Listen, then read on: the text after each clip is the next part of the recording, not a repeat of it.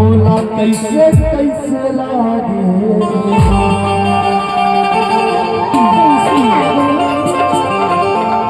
बताओ रे श्यामपति बताना कैसे लागे कैसे लागे धक धक हसी लागे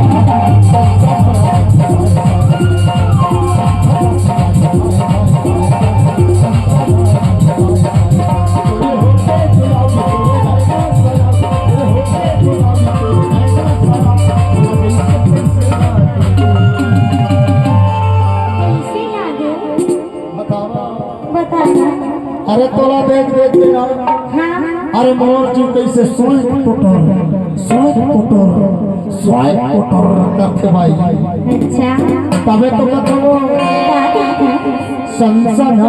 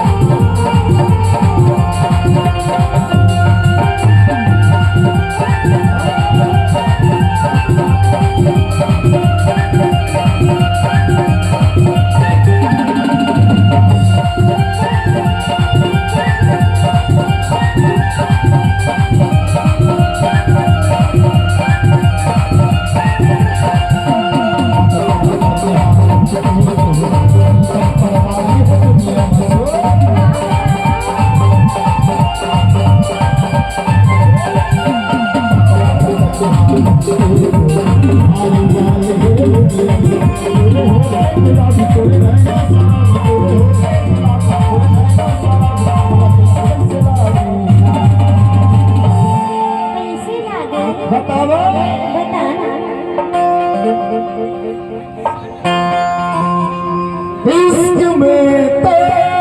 हर पल बीत जाती है बेकरारी बन के हमें तड़पाती है